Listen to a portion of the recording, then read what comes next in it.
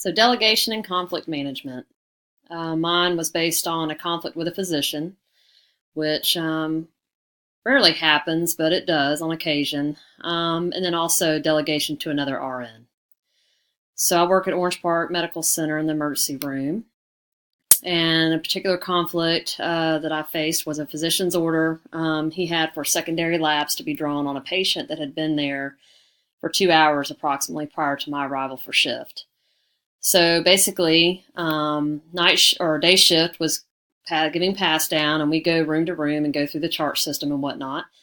And apparently the labs were not in place the way they should have been, but the nurse was aware, but she did not give that in pass down. So the physician approached me and basically stated that he needed those labs ASAP in order to either admit the patient or to transfer the patient to another facility of higher level of care. So in that aspect, at shift change, a lot of times we get handed a higher acuity of care for these patients, and it's hard to do lab work to put that as a priority right off the bat. So the physician got a little abrupt and made things a little more complicated than what it should have been, and disrespectful in front of our other cohorts. So with that being said, I explained that I will delegate to another RN who may not be quite as busy as I was to start out. He did not appreciate that answer because he felt that was my patient and I need to handle that. So we're going to go through some slides here and discuss delegation and how to handle a certain conflict. So the steps of a conflict and management. So you want to identify the actual conflict. So basically secondary lab work not complete in an efficient manner from day shift, is identifying that particular conflict. Looking beyond the incident is to understand a timely return of lab work can save a patient's life or determine their next destination. So requesting solutions by actively listening to the physician and seeing what his concerns were help in the fact that how we can address it the best and most efficient way. Agreement. So as long as we come to an agreement on the plan and regardless of our opinions and how we feel things should be done, as long as the ultimate goal is to treat that patient and make sure their lab work is turned in appropriately and get back results effectively. So negotiation.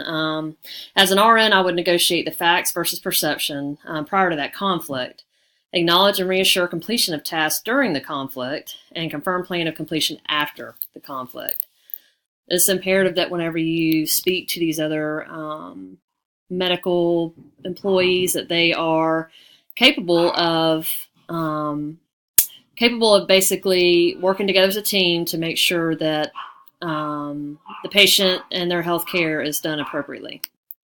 So destructive techniques. Avoiding the conflict will only intensify the argument and portray negligence on the RN part. So we don't want to avoid any kind of conflict. We should address it head on, respectfully, and effectively. Competing in conflict will also intensify the argument because there will not be acknowledgement of the problem itself and just presenting each party points with no resolution. Accommodating can be the other end of the spectrum because the RN has a critical assignment that the physician may not realize the importance of prioritizing at that very moment. So prioritization is huge. Basically, when you come in at shift change and you have an assignment, certain patients need things done sooner than others. So we have to prioritize. Delegation. So at this point, when you come in and you have patients who are very sick and you need to get CAT scans, lab work, EKGs, medication on board for a patient to maybe get their heart rate down, their blood pressure down, prevention of strokes. You want to make sure that those things are done. And there are other staff members that can possibly come in and help you. So delegating that particular task to draw blood would definitely go for another RN or even a paramedic. But I would choose an RN because obviously I've already had a discussion with the doctor that it's how important it is for that to be done. So, let's see. So defining the 5 rights for each task. So you want to have the right task. So organization policies and procedures will define the standards and limitations for delegating tasks. So you want to make sure that your policy and procedure follows, or that you follow those policy and procedures to make sure that we are doing the right tasks. You want to have the right circumstances. Assessing the patient needs. So this is when you're coming in, you're basically evaluating which patients are more critical than the others and try to address those more needy patients before going to the ones that are less in need. Right person. So educational training requirements with competency of nurses and UAPs. That's going to fall under basically making sure you delegate the right task to the right person, the one that is most qualified and capable of doing the task. Right direction and communication. So communication of the acceptable activities and the standard care of roles, descriptions, and policies and procedures. So making sure that you are directing whoever it is that you are asking to do that task, they understand fully what is required and needed at the time. So right supervision evaluation. So your supervision needs to be on point. So you basically need to be there at bedside if possible. So a lot of times when we have a patient that comes in, we'll have to get that first initial assessment. And you also want to have, if you're going to delegate, have, say, for instance, a paramedic come in, do the EKG and the lab work and things of that nature so that y'all can tag team and get that patient assessed effectively and expeditiously. 5 rights of delegation. So the right task. So in this certain situation, IV lab EKG can be delegated per policy and procedure. Your right circumstances. So equipment is available at bedside and allows RN to stay at bedside to monitor patients. So that's what I mean by working together as a team and you're still overseeing the actual activities that are taking place with that patient. Right person. So you want to make sure the paramedic is qualified, certified for the tasks given, or the RN. So you just want to make sure that that's what takes place. Right direction communication. RN explains expectations completely and efficiently with understanding from paramedic. So say, for instance, if you have an RN to RN, that RN should understand what is expected and their limitations. If you're going to do it with a paramedic, then you basically need to make sure that they are certified and educated on the task at hand. So right supervision evaluation. By utilizing the bedside treatment for RN, the patient receives monitoring and undivided attention from personnel. So there's always somebody right there at bedside to ask questions to monitor the outcome of the test. So your delegation errors. Not knowing your state regulations or facility procedures on delegation. You want to make sure that you know what you are allowed to delegate, and that will prevent a lot of, reprimands or anything to be passed down from your management or state and local policy and procedure. So failure to assess your patient prior to delegation can lead to further problems and danger to the patient, because a patient can take a turn at any point in time before a procedure. Failure to know the delegate's ability and willingness to do an efficient job. So if you have, sometimes people can take an exam or pass certain exams, tests, things of that nature, but may not be the best suitable person to do that certain job for the patient. So you just want to make sure you assess and you pick the best assistant to help you with that patient.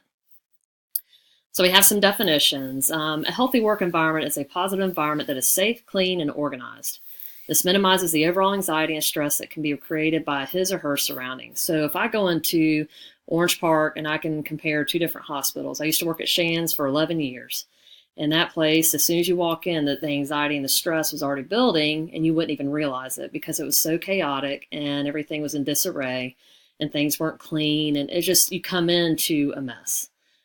At Orange Park, I've realized, and over the years, it's been a while since I've worked in a facility, hospital, but Orange Park is impressive. You go in, it smells clean, it looks clean, patients are in their rooms, the rooms are tidy, so you come in with a fresh start. Next, the components of a healthy work environment revolve around the efforts of the company to look after their staff. Employees who feel that they are cared for and looked after while being will have better teamwork, increased productivity, reduction in sick leave, and overall workplace accidents. You want to make sure that you incorporate the same goals that your management is trying to portray for the group. That way everybody's kind of on the same page and we can all work together as a team more efficiently. My current work environment is clean, organized, and free from clutter. This alone helps me stay focused on my task at hand by not having to spend my time straightening the area after other people. The staff stay motivated and helpful to others, which strengthens the overall teamwork. And that's what I was saying earlier on. Teamwork can come along where, somebody needs help, just being grateful to others when they help you and to be there for them when they need it as well. So reciprocating. There are no current issues at my current facility. There's no issues at this time. An effective leader may listen to the concerns of the staff and support the team in their needs. So having an effective leader is a leader that will listen to you, will have meetings on occasion to give you updates on facility changes, on daily changes, staff changes. It's imperative to keep your personnel informed and to also have them up to par on their training, because things do change on a daily basis in the medical field, and we all know that. So leadership must spend time on all shifts, not just day shift. They need to come in at a decent hour, not when it's time for everybody to go home.